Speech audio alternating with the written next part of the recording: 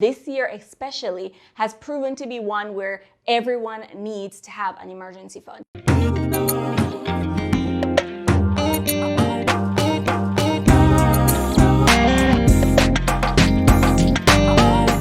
Welcome back, beautiful people. I'm Jordan, and this is Wise Money Women, where we are all about helping you to master your money and transform your life. So if you're all about building wealth, getting out of debt, and taking control of your money, then this is the place to be. And go ahead and hit the subscribe button, and don't forget to hit the bell so that you can get notified whenever we add new videos to the channel. So you know we're always talking about emergency funds, and we are spending this video to talk all things emergency fund. We'll talk about what it is, why you need it, how you can start saving it, how much you need, and what you can do while you're in the process of trying to build up this fund. So let's go right into it. What is an emergency fund? So an emergency fund is a stash of cash that you have available to handle any unexpected expenses. So things like medical expenses, unexpected car repairs, job losses, any of those things that might kind of come up that is unexpected and has a pretty high cost or can be really expensive, then your emergency fund can be there to act as that buffer. Lately, it seems like everything is throwing our finances out of whack. Not even just personal situations like if you suffer a job loss, but all kinds of things like government shutdowns and fluctuations in the market, like all kinds of things are happening. And so it helps to be prepared, because when you have your emergency fund, it ends up being a buffer where something can happen to you and it ends up being more of an inconvenience rather than being something devastating that throws you off your financial plan. So there's always the question then of how much emergency fund do we need? And it really does vary from people to people, but here is what I believe is at least a basic. So when you're starting out, if you have a lot of debt, if you've got no emergency fund at all and you need to kind of get started, I always say to at least start with $2,500, because that's enough to kind of cover most people's deductible if they end up needing to go to the hospital for something. It covers their car deductible if they end up in a car accident somewhere, and then having a little bit extra, about $1,000 for anything else that can kind of happen, like if you have a flat tire or something crazy that you just didn't plan for. Now, that is just the starting point. That is not going to be enough for most people, especially if you have kids or you own a home or anything like that. So $2,500 is a starting place. If you've got nothing and you have high interest debt that you're going to be working on and all those kinds of stuff, that's where we start. But for most people, especially if you're in a dual income household, the idea is to have somewhere between 3 to 6 months of your basic living expenses. And that will change depending on what your situation is. So if you are in a position that is hard to find a new position, or it takes a long time, it's extremely specialized, where the interview process is long, then you might want to be closer to 6 to 9 months of living expenses, because if you did lose your job and had no income, it's going to take you longer to get through the process of finding a new job. And if you're a freelancer,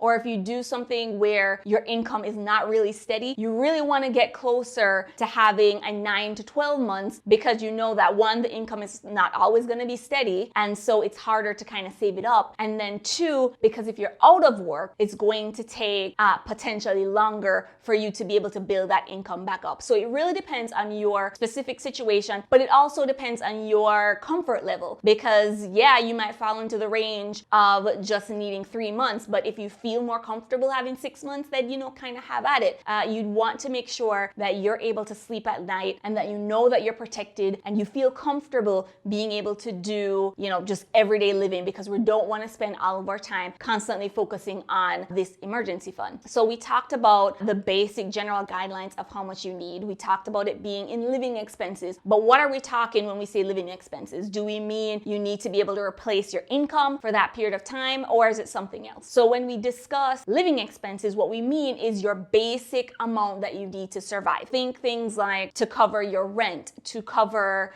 buying some food. Write those down. You just take a piece of paper and you know what your basic numbers are, and you can check your bank accounts to be able to see how much you need to survive and to just basically function. Once you write those numbers down, you will have a clear number as to how much you would need to be able to have in the bank to be able to survive month after month. Now, this doesn't mean what your regular expenses will look like, because a lot of us have some things that we run just regularly live in that, hey, if you were in an emergency, you probably wouldn't be doing that. So things like gym membership, other subscriptions that are things you enjoy but don't necessarily need to survive. When you're in an emergency and you're kind of in a jam, you will want to pare those things down. And so your living expenses or your monthly expenses would be just what you would need for basic survival to be able to get to work, to keep doing what you're doing, etc. So some people might have like a $1,000 or $2,000 living expenses, might be $5,000 living expenses. It doesn't matter what your number is, as long as that's what the number needs to be that will work for you. So don't focus on, oh, well, man, I got this $5,000 living expense and,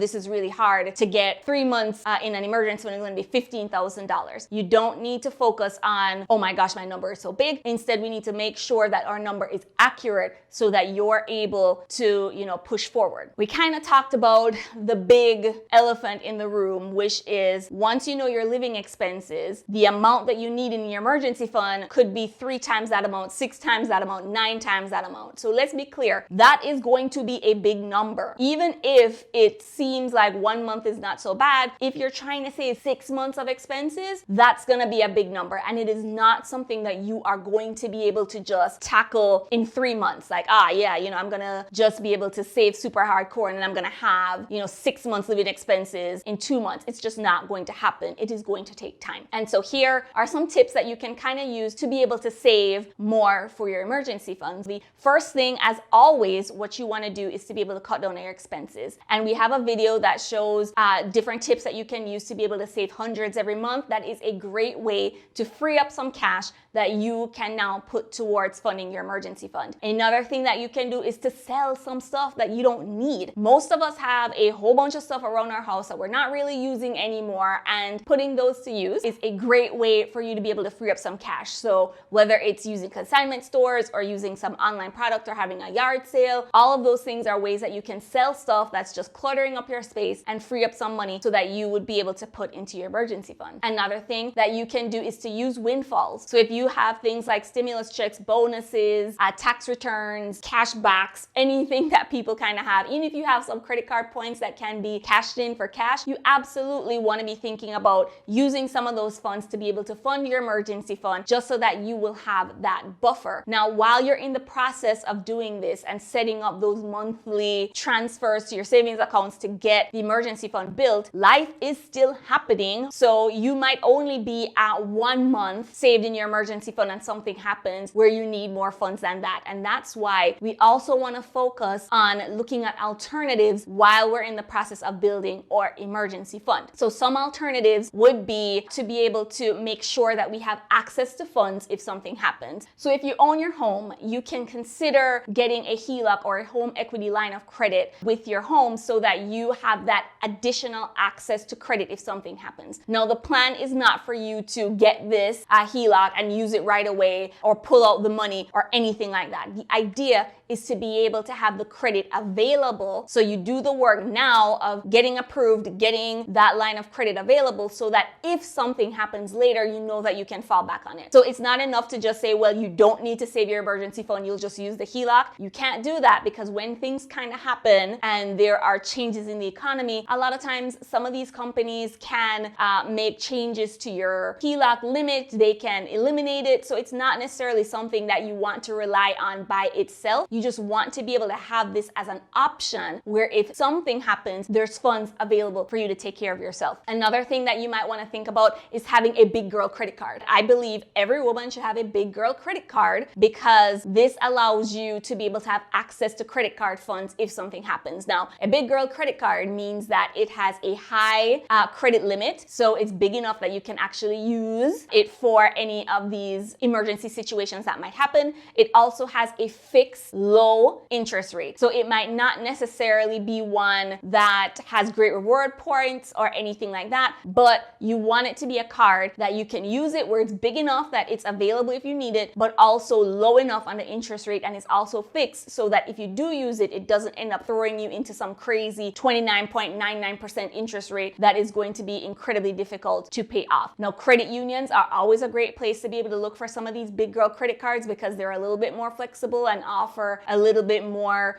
for customers. The benefits from just having that higher limit and that fixed interest rate is more than enough for most folks to be able to still consider using them. Another place that you can look at for potentially getting funds if you need it is to always keep track of what's going on with your assets. So always think about, do you have investments that you're able to sell if you need to without a whole bunch of penalty? We don't want to be thinking about our 401ks right now. That would be an absolute last resort. But there are other things, like if you have stocks or bonds or CDs or anything like that, those are really good ones. You can also consider other assets like college 529s or Roth IRAs, because those both allow for you to make contributions to it, and you can pull those contributions out at any time without having to worry about paying additional taxes or penalties.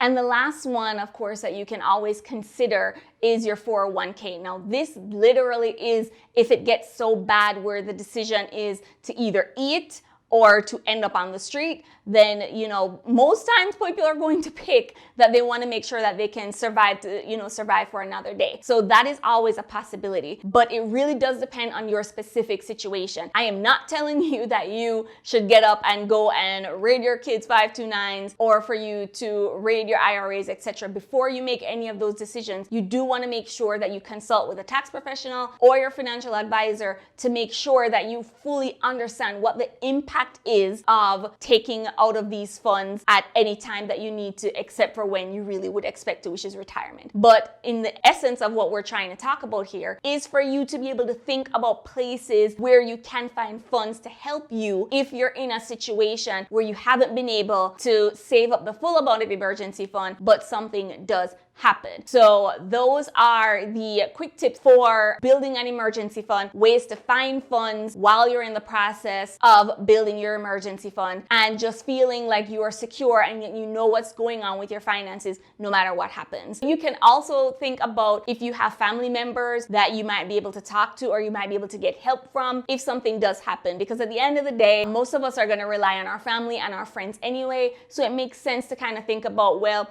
if the worst comes, where will I be able to get help? And that's basically the point of understanding our emergency funds and what we're doing. And the last thing that you always want to think about too is what constitutes an emergency for you. And this is something that you literally have to define for yourself, because for each person it's different. For some folks, it might be only if it's a job loss. And for other people, it might just be something that was unexpected. Maybe we didn't have the time to be able to build up the funds for. It can be anything. You need to define for yourself what an emergency is. And the sooner that you do it, it's the better you'll be able to decipher what's going on around you, because the last thing you want to do is to try and figure out how you're going to scramble to find money when a specific situation happens, because you're dealing with the emotions of the situation, and then having to find money to deal with it just heightens everything and makes it so much worse. So if you have learned anything from this video or you were able to find value from it, then go ahead and hit the thumbs up button so that we can know that these are the things that you like to learn about and that we can give that to you. And if you haven't subscribed yet, then now's the time. Go ahead and hit the subscribe button, and don't forget to hit the bell so that you can get notified whenever we add new videos to the channel that will help you